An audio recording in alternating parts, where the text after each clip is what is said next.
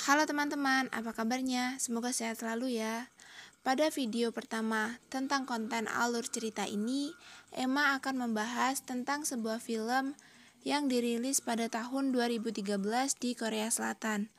Film ini berjudul Hope. Film ini diangkat dari sebuah kisah nyata yang menceritakan tentang seorang gadis kecil berusia 8 tahun yang bernama Sowon.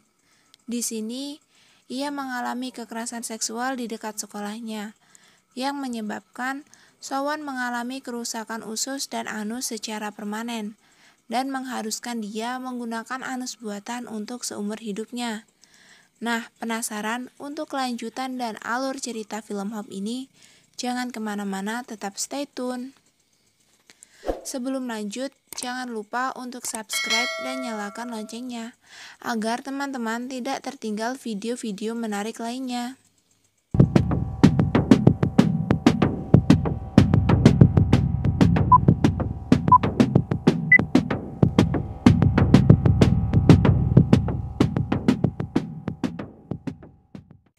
Pada awal film, kita akan diperlihatkan seorang wanita yang menjadi ibu dari pemeran utama kita, yaitu Min Hee. Kemudian, sang ayah, Dong Hon yang sedang bekerja, dan yang menjadi pemeran utama kita, yaitu Sowon yang sedang berada di sekolah. Awalnya, semua berjalan dengan lancar. Hingga pada suatu hari terjadilah sebuah insiden ketika Sowon akan berangkat ke sekolah. Pagi itu turun hujan yang cukup lebat. Awalnya sang ibu sudah menawarkan diri untuk mengantarkan Sowon pergi ke sekolah. Tapi ia menolak karena ia sedang kesal kepada sang ibu. Sebelum berangkat, Min Hee berpesan kepada anaknya untuk melewati jalan utama dan melarangnya melalui gang yang berlumpur. Sowon pun mengikuti arahan sang ibu. Namun, ketika di perjalanan yang sudah dekat dengan sekolahan, Sowon dihadang oleh pria tua yang sedang mabuk. Pria itu meminta agar Sowon berbagi payung dengannya. Tapi Sowon menolak, karena dia sedang terburu-buru dan sudah terlambat untuk datang ke sekolah.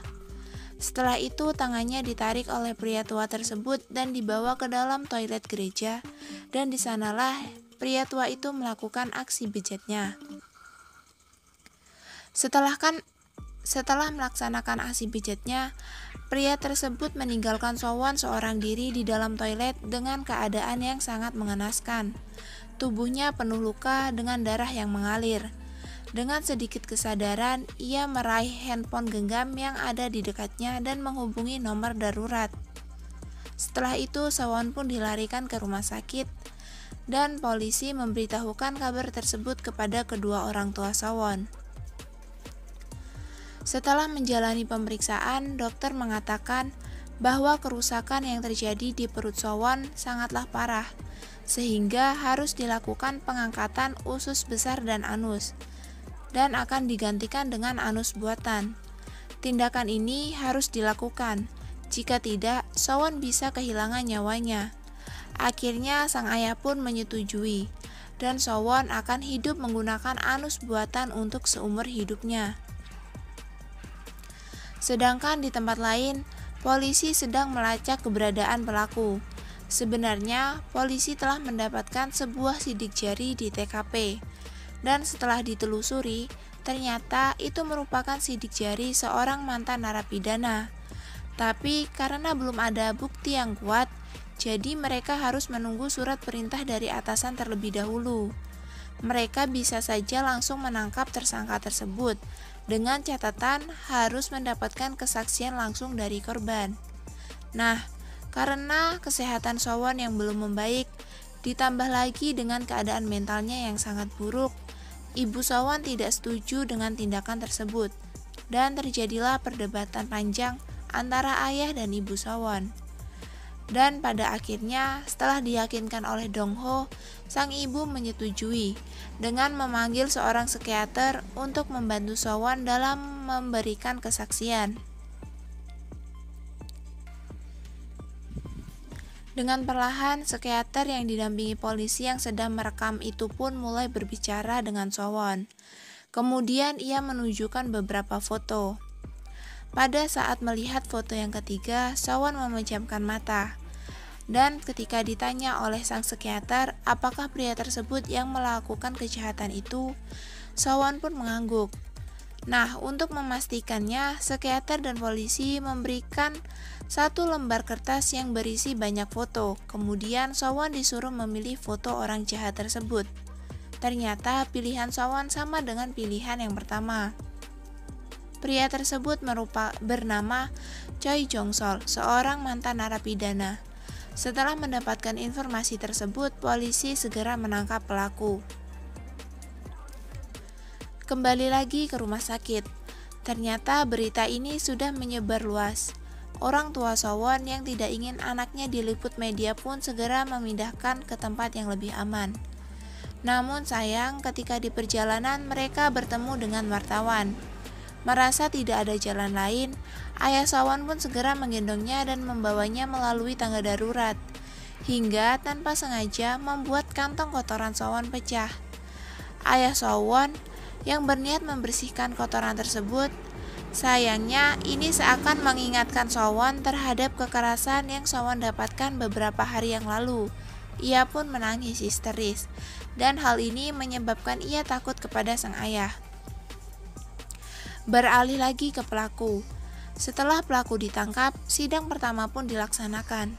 Bukti-bukti yang sudah didapat diberikan kepada hakim. Namun, sidang pertama ini tidak langsung diputuskan oleh hakim, sehingga harus menunggu sidang kedua. Setelah selesai dengan sidang pertama, Sowon mulai fokus pada terapi psikisnya, dibantu oleh seorang psikiater.